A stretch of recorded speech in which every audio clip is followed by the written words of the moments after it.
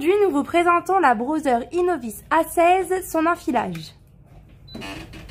Pour commencer, on installe la bobine sur le porte-bobine, comme indiqué sur le schéma. Pour l'enfilage de la canette, on va venir suivre les petites flèches en pointillés. Premier passage sous la partie métallique, derrière la pâte en plastique, devant la pâte métallique, derrière la tension puis sous la tension. Sur votre canette, vous avez des petits trous exprès pour faire le bon enfilage de la canette. On passe de l'intérieur vers l'extérieur, on positionne la canette et on pousse le dévidoir vers la gauche. Si j'ai ma pédale, je viens appuyer sur ma pédale. Si je ne l'ai pas de branchée, j'utilise ici la flèche grise pour lancer le bobinage de la canette.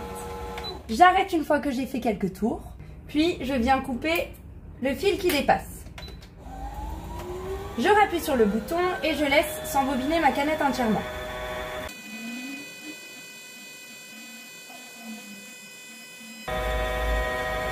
Une fois la canette remplie entièrement, la machine va faire en sorte que la canette fasse du surplace. À ce moment-là, j'arrête donc ma machine, ma canette est pleine. Je repousse le dévidoir, je sors ma canette et je viens couper le fil. Il y a un petit coupe-fil dans le dévidoir. Ma canette est prête. Pour l'enfilage de la machine, cette fois, je vais venir suivre les flèches pleines. Donc on descend, on remonte, le numéro 6, le 7, le 8, le coupe-fil et le 9, l'enfilage. Alors, pour commencer, c'est la même chose. Le numéro 1, le numéro 2 derrière la pâte en plastique. Je descends pour le numéro 3. Je remonte pour le numéro 4 de la droite vers la gauche. Je redescends pour le numéro 5. Pour le numéro 6, je viens passer derrière la pâte en métal. Dans l'arrondi de la partie métallique, dans le numéro 7 qui est une partie plastique, le numéro 8 c'est le coupe-fil et le numéro 9, j'appuie jusqu'au bout et ça m'enfile ma machine, je prends le fil et je le tire vers l'arrière. Je viens positionner mon fil sous le pied de biche. Pour l'enfilage de la canette, le fil, on le met toujours vers la gauche, comme indiqué sur le petit schéma. Je soulève mon pied presseur, j'ouvre la petite trappe en plastique, je positionne ma canette dans la machine et je viens suivre les petites flèches jusqu'au coupe-fil.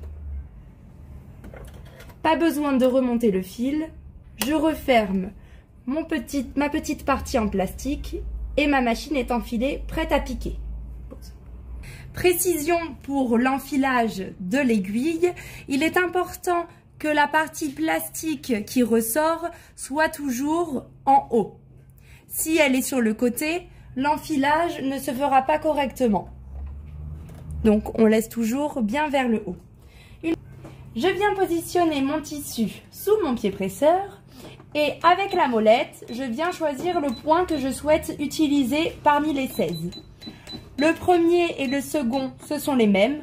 Seul le positionnement d'aiguille change. Je peux également changer mon positionnement d'aiguille grâce au plus et au moins ici. Ou ma largeur de zigzag si je suis en zigzag.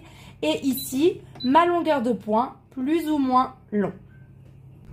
Lorsque ma pédale n'est pas branchée, je peux utiliser la flèche grise pour lancer la machine sans la pédale. Ici, ce sera ma marche arrière. Le point de renfort pour les personnes qui font du patchwork ou bien pour renforcer une couture. Aiguille plantée ou aiguille relevée selon les préférences.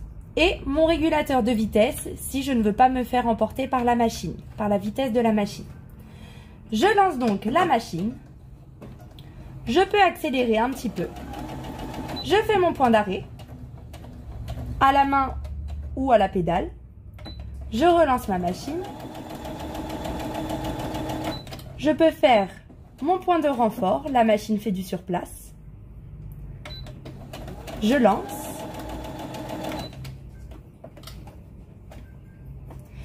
Aiguille relevée qui peut aussi servir à faire du point à point lorsque j'ai quelque chose de délicat à faire.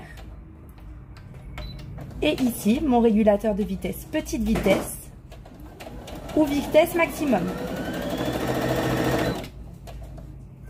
Voilà, vous avez toutes les clés pour utiliser votre machine avec un bon enfilage. Dans la prochaine vidéo, nous vous montrerons comment utiliser les points avec le pied presseur adapté et quel pied correspond à quel point.